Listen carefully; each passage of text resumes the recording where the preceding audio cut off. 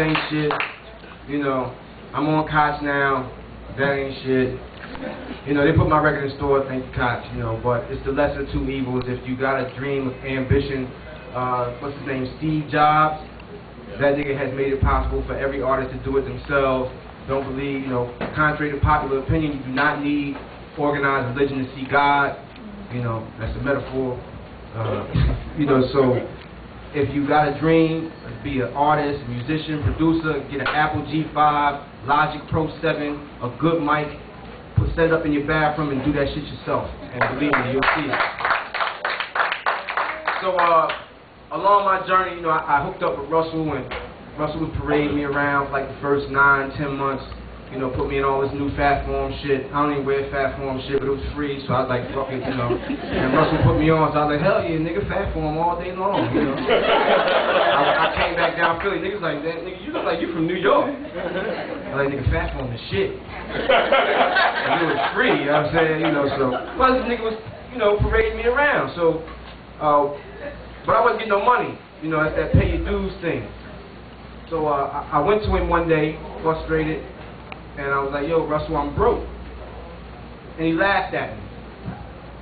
Like, you know, like seriously, like, I'll get the fuck out of here, I ain't shit broke. I know. So, I'm like, well, what the fuck, you know, maybe he thought broke meant down to my last 30, 40,000 or something like that. Maybe that's how rich niggas think. And I said, that nigga broke, he only got 150,000 left. Broke to me is Chinese food, you know, them chicken wings that look like cat paws.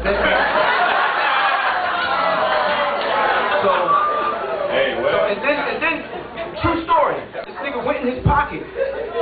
He went in his pocket and he pulled out $200 bills and he said, hey, Ice, here, it's all the money I got, it's all the money I got. So I'm looking at this nigga like, are you fucking kidding me? I mean, I'm grateful for the $200, don't get it twisted. But come on, dog, with this all the money I got shit. But my lesson in that was rich folks don't want to hear poor folks talk about being broke. So anyway, I got mad and I went home and wrote about the shit. Incidentally, it was 2 days before the taping of the second season of Deaf Poetry. So this was like my Jerry Maguire speech. You know, I thought I'd threw my career away. You know, y'all remember Jerry Maguire, the mission statement. You know, you know, less clients, more attention. That was me. So it's called 410 Days of Life because it was 410 days approximately since I had met Russell Simmons. When you look at me and my brothers, what's your first impression? Does the sight of us leave you guessing, or do you understand the stressing, the aggression? The look of no hope on me and my niggas' faces like the Lord overlooked us when he handed down his graces. You see, embraces fall short on the numb tips of street entrepreneurial fingers, still stuck in the walls of the project halls where the coke smell still lingers. External blingers is all we can be, because on the inside we've been given nothing to shine on.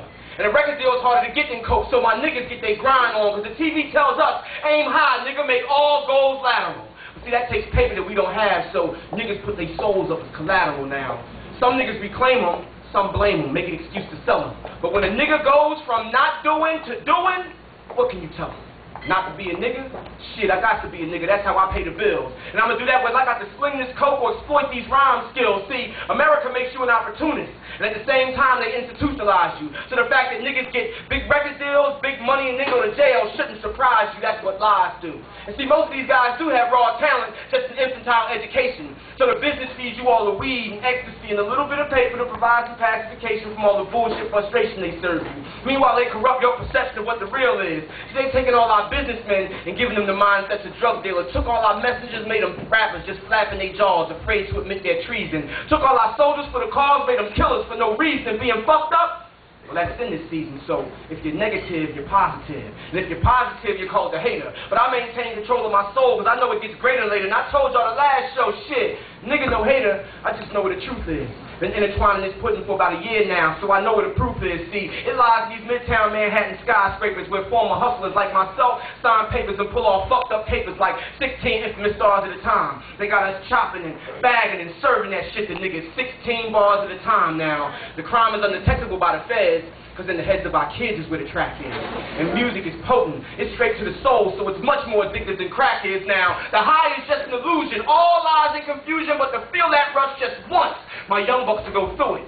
So in essence, they still flooding my streets with the thugs, drugs, and killing. They just using these record labels to do it. Taking our heartfelt demos, putting us in limos, trying to fuck up divine direction. But young black men have been trained to chase money and pussy. So we fall victim to our own erection and begin to convince ourselves we're on our way somewhere where we're not going. But ignorance is bliss, and niggas love this, so niggas take pride in not knowing. We not growing. Nigga, I give a fuck how slick you flowing if you ain't showing none of these kids that add nothing positive to the earth. Black ice been destined to touch the world ever since I was born. To be real, fuck a record deal. God gives me what I'm worth.